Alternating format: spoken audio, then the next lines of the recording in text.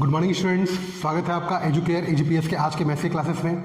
इससे पहले की वीडियो में हम लोगों ने एक्सरसाइज 5.2 के क्वेश्चन नंबर 11 तक के क्वेश्चन सॉल्व कर लिए हैं। आज हमें सीखना है क्वेश्चन नंबर 12, लेकिन उससे पहले मैं आप लोगों को बता देना चाहता हूं, आज फिर मैं आपको वीडियो के लास्ट में एक अच्छी सी मैथमेटिक्स की ट्रिक दूंगा जो आपके कैलकुलेशन को काफ़ी ईजी और फास्ट बनाएगा। तो देखना ना भूलिए, वीडियो को लास्ट तक देखिए और ट्रिक सीखिए। तो आज हम स्टार्ट करते हैं 5.2 का क्वेश्चन नंबर 12, जो कि क्वेश्चन है two APs have same common difference. दो एपी हैं जिनके कॉमन डिफरेंस सेम है, मीन्स बोथ के बिटवीन जो कॉमन डिफरेंस है वो इक्वल है। If the difference between 100 sums is 100, what will the difference between 1000 sums. अगर उन दोनों के 100 सम के बिटवीन जो डिफरेंस है वो 100 है, तो आपको बताना है कि 1000 सम्स के बिटवीन जो डिफरेंस होगा वो कितना होगा। तो हम मान लेते हैं let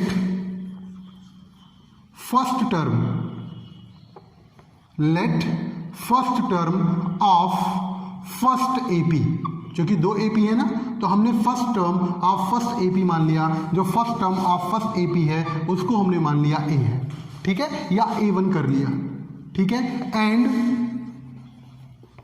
first term of second AP, जो दूसरा एपी है उसका जो फर्स्ट टर्म है उसको हमने मान लिया A2 है। And common difference of both AP is equal to D, because common difference दोनों में ही इक्वल है, ठीक है। तो अगर हम ले तो इन्होंने कहा है कि 100 टर्म्स ऑफ फर्स्ट AP, ठीक है, means 100 terms of first AP is equal to, formula क्या हो जाएगा, A1 plus 99D and 100th term of second AP। जो सेकेंड AP होगा उसका 100 सम कितना हो जाएगा, A2 प्लस 99D। कह रहे different between 100 sums, means A1 plus 99D minus A2 plus 99D, दोनों टर्म्स के बिटवीन जो डिफरेंट है वो कितना है, 100, ठीक है। तो सॉल्व करते हैं इसको, ये हो जाएगा A1 plus 99D minus A2 plus minus का minus 99D is equal to 100।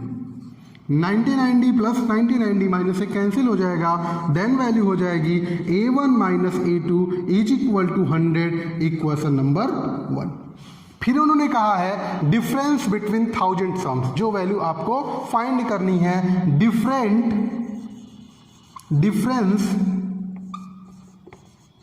Between 1000 term. तो फर्स्ट एपी का जो 1000 टर्म होगा वो कितना हो जाएगा, ये हो जाएगा A1 प्लस 999D, जो कि 1000 माइनस 1 की वैल्यू 999। एंड सेकेंड जो एपी होगा इसकी वैल्यू हो जाएगी A2 प्लस 999D। चलिए सॉल्व करते हैं इसको, ये वैल्यू हो जाएगी A1 plus 999D minus A2 plus 999D, then 990D का टर्म कैंसिल हो जाएगा, वैल्यू बचेगी A1 माइनस A2, और A1 माइनस A2 की वैल्यू कितनी निकल के आई है, 100। कहाँ से आई है, from equation first.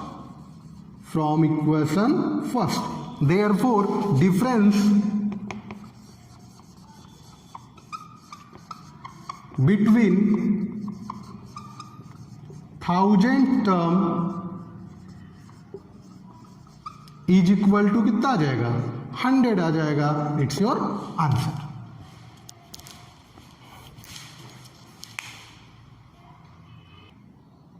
Next question है, क्वेश्चन क्या है, how many 3 digit number are divisible by 7। 7 से डिवाइड होने वाले 3 डिजिट्स के कितने नंबर हैं। तो हमें सबसे पहले फाइंड करना होगा कि 3 डिजिट का जो स्मॉलेस्ट नंबर होता है वो कितना होता है, 100 होता है। क्या 100 7 से डिवाइड होगा, आइए चेक कर लेते हैं। अगर हम 7 से डिवाइड करें तो 7 1 जा 7, 3 7 4 जा 28, रिमाइंडर 2। डिवाइड होगा?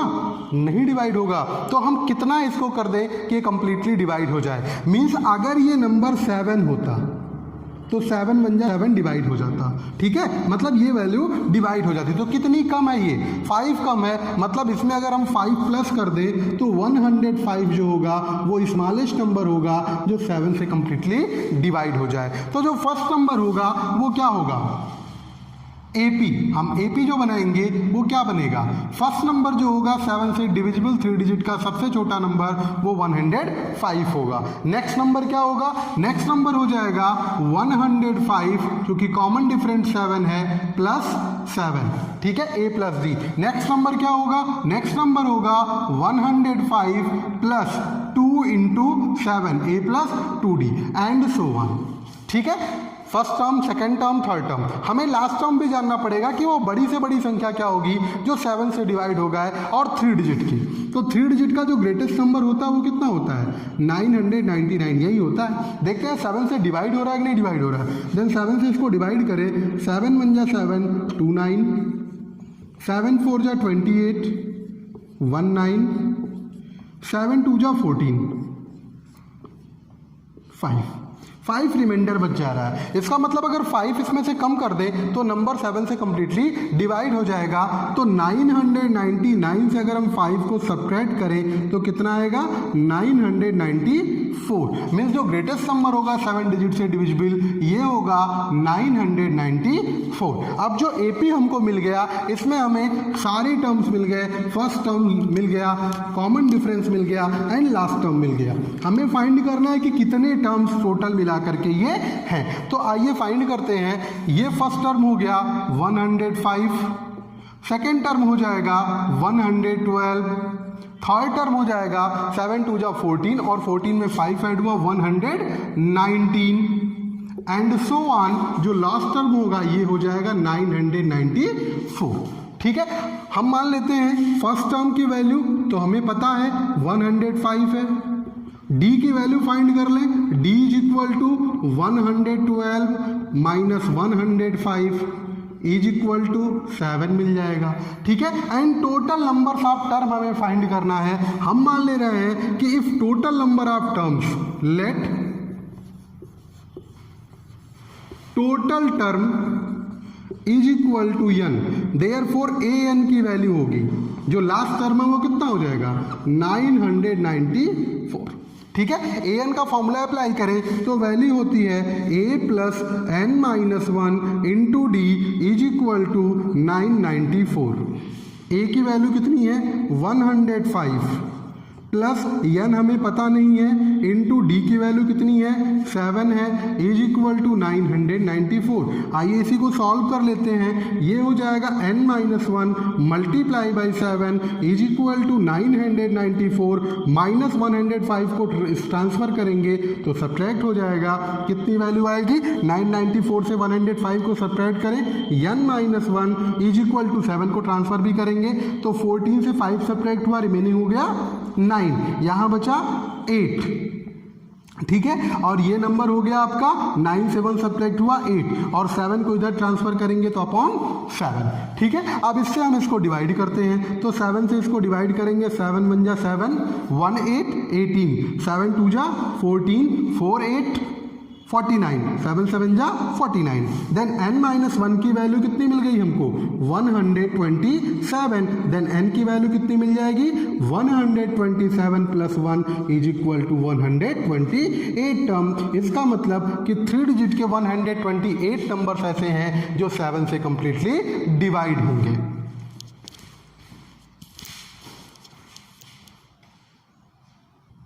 नेक्स्ट क्वेश्चन, क्वेश्चन नंबर 15 है। इसमें इन्होंने आपको 2 APs देके रखे हैं। First AP 63, 65, 67 and so on and second AP 3, 10 and 17 and so on. आपसे जानना चाह रहे हैं कि इन दोनों APs का कौन सा टर्म होगा जो इक्वल होगा, मतलब इस AP का और इस AP का कौन सा टर्म होगा जो कि इक्वल होगा, मतलब दोनों के नंबर इक्वल होंगे। तो आइए देखते हैं कैसे सॉल्व करेंगे इसको। सबसे पहले तो हमारी जो जनरल वैल्यू होती है उसको हम नोट करें। A की जो वैल्यू है वो कितनी है 63, ठीक है। और D की वैल्यू कितनी होगी, D की वैल्यू हो जाएगी 65 माइनस 63 इज इक्वल टू 2, ठीक है। यहां देखें A की वैल्यू कितनी होगी, यहां A की वैल्यू 3 होगी और D की वैल्यू कितनी हो जाएगी 10 माइनस 3 इज इक्वल टू 7, ठीक है, अब हम मान लेते हैं कि लेट nth term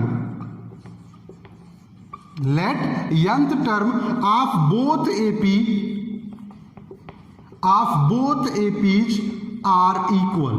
जो इसका n टर्म है वो मान लेते हैं इक्वल है। तो अगर वो इक्वल है तो पहले उसे फाइंड करना पड़ेगा। तो यहां से हम an की वैल्यू फाइंड करते हैं। तो an की वैल्यू हो जाएगी a plus n minus 1 into D. ठीक है, a plus n minus 1 into D. तो an की वैल्यू निकालते हैं। a की वैल्यू कितनी है 63, n की वैल्यू पता नहीं n माइनस 1 इंटू डी की वैल्यू कितनी है d इज इक्वल टू 2। या इसको राइट कर सकते हैं 63 प्लस 2 का मल्टीप्लाई कर दें तो 2n माइनस 2, या 63 में से 2 सब्ट्रैक्ट हो जाएगा तो वैल्यू हो जाएगी 61 प्लस 2n। तो इसका n टर्म आ गया 61 प्लस 2n। यहां से हम n टर्म निकालते हैं तो an की वैल्यू कितनी हो जाएगी, an की वैल्यू हो जाएगी a plus n minus 1 into D. ठीक है, an की वैल्यू पता नहीं है, a की वैल्यू कितनी है 3 प्लस n की वैल्यू नहीं पता है, d की वैल्यू 7, या हो जाएगा 3 प्लस 7n माइनस 7 बन जा 7, या इसकी वैल्यू हो जाएगी 7n माइनस 7 से 3 सब्ट्रैक्ट हुआ 4। ठीक है, दोनों चीजों में एक बात तो इन्होंने पहले ही क्लियर कर दी है कि जो an की वैल्यू है वो दोनों में इक्वल है, because both n terms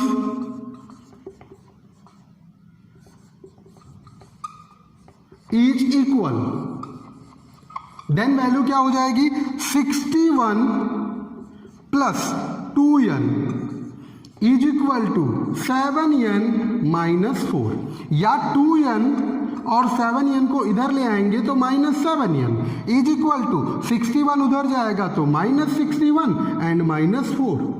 7n में से 2n सब्ट्रैक्ट हो जाएगा, ये हो गया 5n और ये हो गया माइनस 65। माइनस माइनस से कैंसिल, n की वैल्यू हो जाएगी 65 अपॉन 5 से इसको डिवाइड करेंगे 13। Therefore n is equal to 13, मतलब 13th टर्म जो होगा दोनों ही एपीज का वो क्या होगा, इक्वल होगा।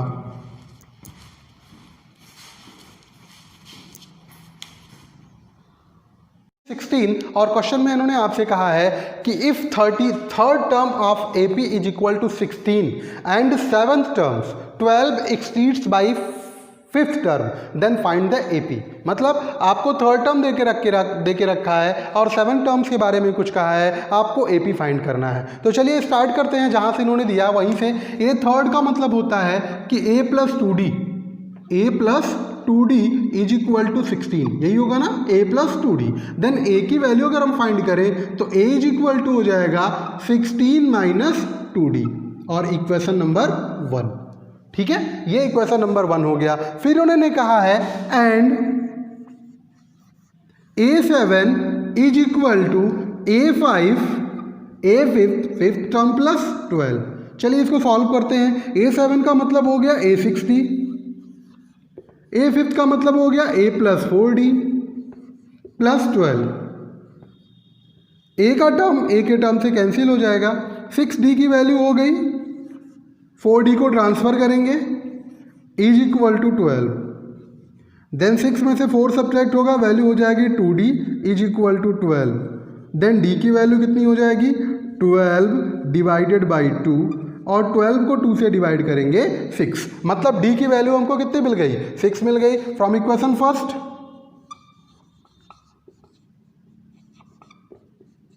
इक्वेशन फर्स्ट की बात करें तो a is equal to 16 minus 2d, यही है ना, 16 minus 2d, it mean 16 minus 2 into D की वैल्यू कितनी मिल गई 6, मीन्स 16 माइनस 2d मतलब 12, और 16 में से 12 सब्ट्रैक्ट करेंगे वैल्यू कितनी आ जाएगी 4 आ जाएगी। AP फाइंड करना है आपको, देयरफॉर AP ये क्या होता है a plus d, a plus 2d and so on. a की वैल्यू कितनी मिल गई हमको, a is equal to 4, d is equal to 4 plus 6 and 4 plus 2 into 6 and so on। Then 4 और 6 और 4 मिल करके हो जाएगा 10 और 6 2 जा 12, 12 4 मिल करके हो जाएगा 16 and so on and it's your answer.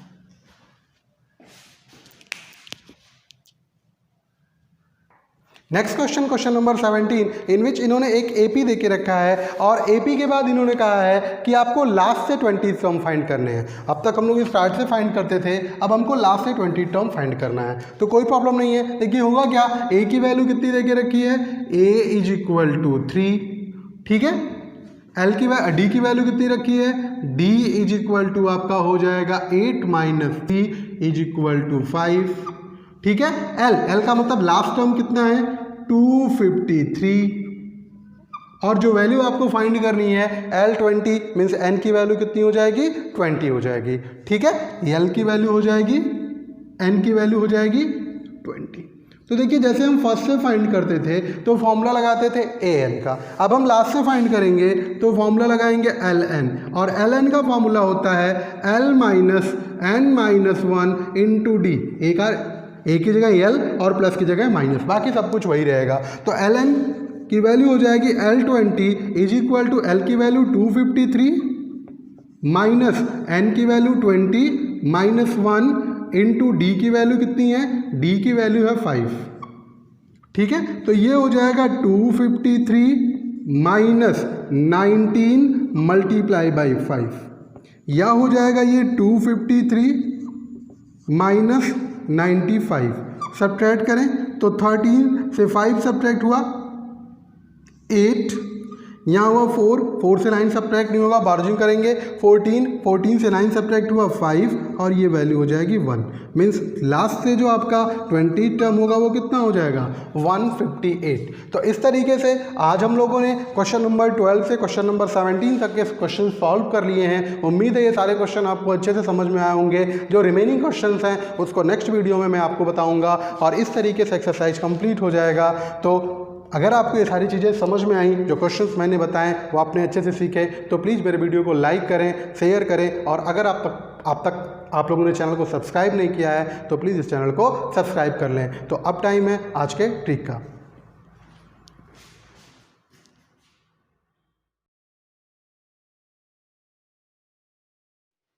तो एक बार फिर से स्वागत है आप लोगों का एजुकेयर EGPS के trick of the day session में। इसके पहले के वीडियो में हमने आप लोगों को 2-3 ट्रिक बताए हैं। आज हम बताएंगे square of the 2 digit number in which unit place digit is 5। इसके पहले हमने 2 डिजिट के मल्टीप्लिकेशन के कई सारे रूल्स आपको बता दिए थे। आज हम मल्टीप्लिकेशन के ही ट्रिक में स्क्वायर कैसे फाइंड करते हैं एक ऐसे नंबर के जिसके वंस प्लेस के डिजिट पे 5 हो। तो बहुत ईजी मेथड है, इसको एक बार समझने की कोशिश करिएगा। अगर आपको कोई भी ऐसा नंबर मिल जाए जिसके वंस प्लेस पर 5 है, वंस प्लेस पर 5 है, टेंस प्लेस का डिजिट कुछ भी हो, अगर आपको उसको स्क्वायर करना है तो इजी वे में आपको स्क्वायर करना होता है 5 का, 5 5 जा 25 और 4 को मल्टीप्लाई कर दें 5 से, मतलब 1 प्लस में 4 5 जा 20। देन इसको मल्टीप्लाई करेंगे 5 5 जा 25 और 6 को 7 में मल्टीप्लाई करेंगे 6 7 जा 42, 5 5 जा 25 और 7 को 8 से मल्टीप्लाई करेंगे 7 8 जा 56, 5 को 5 से मल्टीप्लाई करेंगे 5 5 जा 25 और 8 को 9 से मल्टीप्लाई करेंगे 8 9 जा 72।